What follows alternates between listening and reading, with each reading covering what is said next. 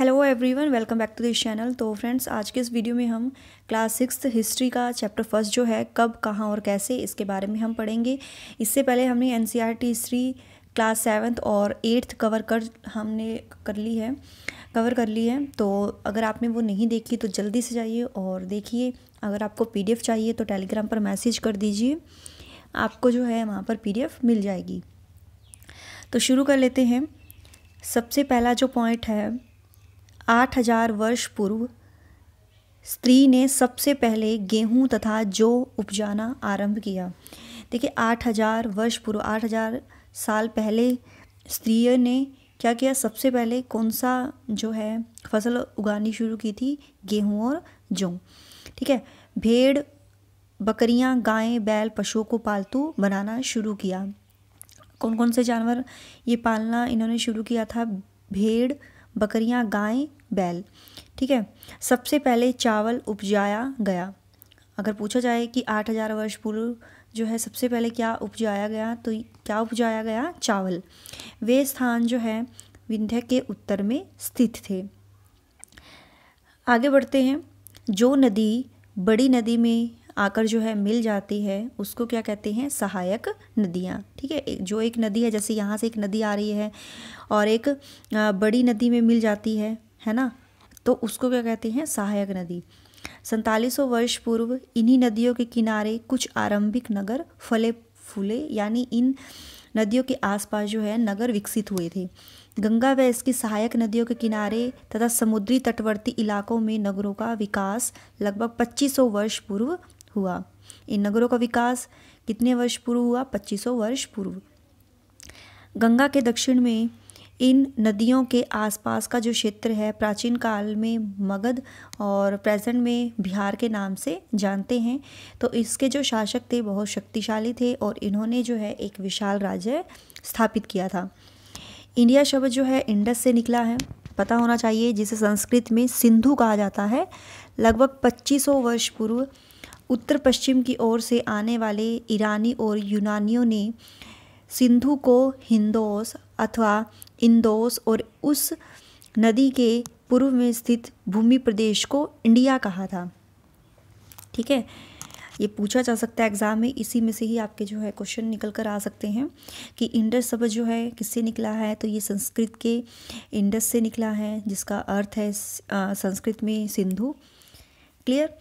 इस समूह का उल्लेख जो है संस्कृत की आरंभिक लगभग 3500 वर्ष पूर्व जो कृति है ऋग्वेद में भी जो है इसका उल्लेख मिलता है। बाद में भी इसका प्रयोग जो है देश के लिए होने लगा। जो पुस्तकें हाथ से लिखी जाती थी, यानी जो पुस्तकें हम हाथ से लिखते थे उनको पांडुलिपि कहते थे। मैन्यूस्क्रिप्ट, इसको इंग्लिश में कहते हैं मैन्यूस्क्रिप्ट, पांडुलिपि को। और इसका शब्द जो है लैटिन शब्द जो है मेनू, जिसका अर्थ हाथ से निकला है। ठीक है। मेनू मतलब हाथ, तो स्क्रिप्ट मतलब हाथ से लिखी हुई जो स्क्रिप्ट है। ये पांडुलिपि प्राय ताड़पत्रों या हिमालय क्षेत्र में उगने वाली भुर्ज नामक पेड़ की छाल से विशेष तरीके से तैयार भोजपत्र पर लिखी मिलती है। ये जो पांडुलिपि है ये कहाँ पर लिखी जाती थी? ताड़पत्तर, ताड़ के जो पत्थर थे, या हिमालय क्षेत्र में उगने वाली एक भुर्ज नामक जो पेड़ है उसकी छाल से एक विशेष तरीके से तैयार भोजपत्र पर ये लिखते थे। कई पांडुलिपियों को जो है कीड़ों ने खा लिया और कुछ जो नष्ट कर दी गई थी, कुछ पांडुलिपियाँ, और कुछ पांडुलिपियाँ जो हैं हमें मंदिरों और विहारों से प्राप्त होती हैं। इसके अतिरिक्त हमारे यहाँ महाकाव्य, कविताएं, नाटक भी हैं। इनमें से कई संस्कृत में लिखे हुए हमें मिलते हैं, जबकि अन्य जो है जो महाकाव्य हैं प्राकृत और तमिल में है। प्राकृत भाषा का जो प्रयोग है वो आम लोग करते थे। वस्तुओं का अध्ययन करने वाला व्यक्ति क्या कहलाता था? जो पुरानी वस्तुएं होती थी उनका जो अध्ययन करते थे उनको कहते थे पुरातत्वविद। ठीक है। पुरातत्वविद जो है पत्थर और ईंटों से बनी इमारतों के जो अवशेष हैं, चित्र हैं, मूर्तियों का जो है वो अध्ययन करते थे। जो पुरातत्वविद है ना, ये पत्थरों ईंटों से बनी जो इमारतें हैं उनके जो अवशेष बच जाते हैं, चित्रों तथा मूर्तियों का अध्ययन करते थे।